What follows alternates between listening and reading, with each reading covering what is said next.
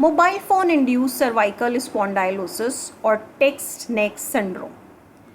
आजकल हम देखते हैं हर किसी को यंग एज ग्रुप में सर्वाइकल स्पॉन्डिलाइटिस की प्रॉब्लम है। ये सर्वाइकल स्पॉन्डिलाइटिस डीजेनरेशन की वजह से नहीं होता है, इसका मेन यूज़ है हमारा लाइफस्टाइल।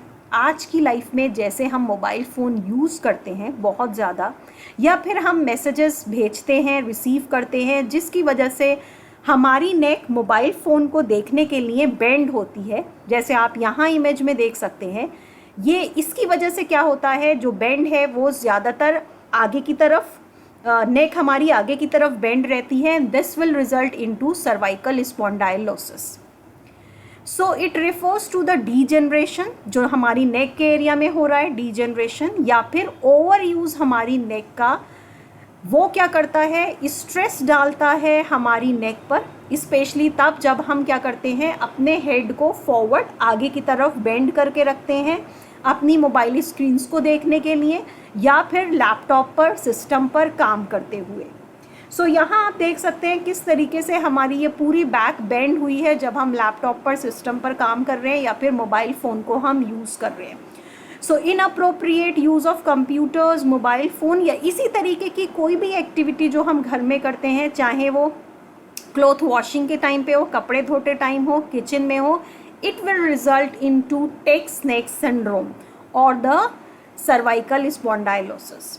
यहाँ हमारी जो स्पाइन है, आप इमेज में देख सकते हैं, आइडियली इसे इस तरह होना चाहिए, सीधा। किस तरीके से, ये सर्वाइकल में हल्का सा कर्व है, rest of the back. But जब हम मोबाइल फ़ोन यूज़ करते हैं तो आप देखिए हमारे सर्वाइकल रीजन पे कितना ज़्यादा ये स्पाइन बेंड हो रही है।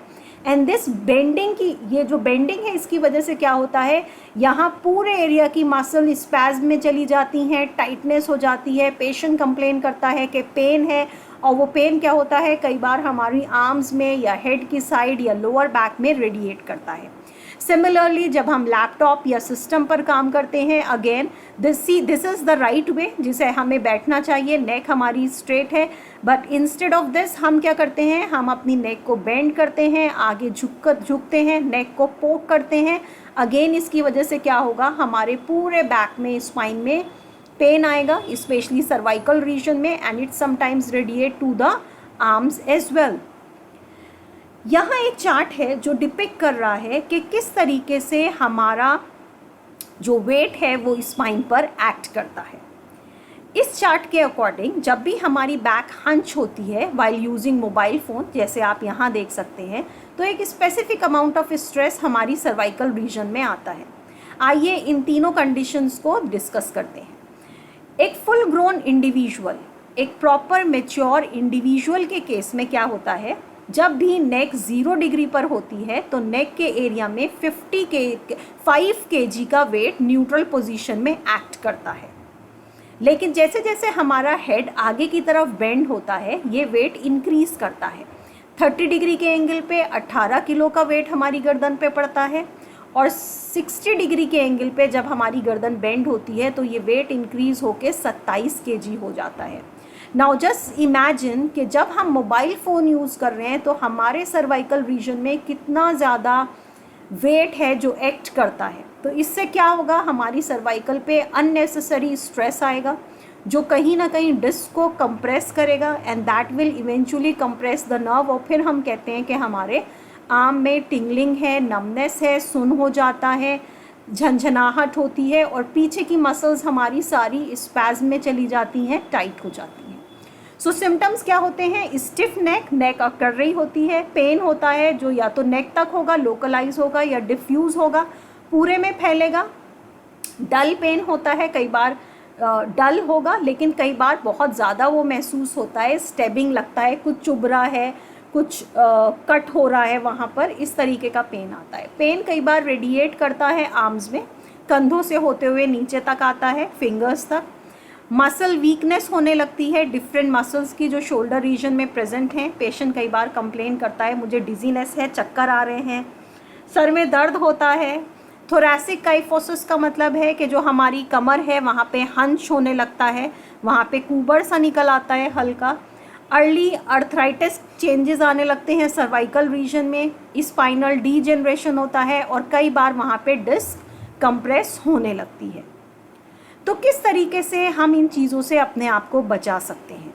सबसे पहली चीज़, हमें क्या करना चाहिए, स्मार्टफोन्स या कंप्यूटर का बहुत ज़्यादा यूज़ नहीं करना चाहिए। अगर हम यूज़ करते भी हैं मोबाइल फ़ोन्स और कंप्यूटर, या हमारी कोई जॉब ऐसी है जिसमें हम इन दोनों चीज़ों का यूज़ करते हैं, तो बीच बीच में ब्रेक लेना बहुत ज़रूरी है। एक ही पोजीशन में लगातार ना बैठें, बीच बीच में अपनी पोजीशन, स्पेशली नेक की पोजीशन चेंज करते रहें। अपने मोबाइल फ़ोन को या कंप्यूटर को इस तरह प्लेस करें कि हमारा जो स्ट्रेस है वो दोनों एक्सट्रीमिटी पे बराबर आए। ऐसा ना हो कि सिर्फ हेड या नेक पे ही आए, हमारी एक्सट्रीमिटीज़ पे भी उसका क्या होना चाहिए, स्ट्रेस आना चाहिए। हाई रिपीटिशन मूवमेंट बहुत टाइम के लिए नहीं करने चाहिए। कोई अगर टाइपिंग का काम करता है या कोई चीज़ स्वीपिंग का काम करता है तो क्या करना चाहिए, उसके रिपीटिशंस को कम कर देना चाहिए। और heavy devices, heavy mobile phone ज़्यादा लंबे टाइम के लिए हाथ में नहीं पकड़ना चाहिए, क्योंकि इससे हमें व्हाट्सएपाइटिस भी हो सकता है, जिससे हमारा मोबाइल फ़ोन या मैसेजेस टाइप करने की वजह से थंब में, रिस्ट में और हमारी इंडेक्स फिंगर में पेन आता है।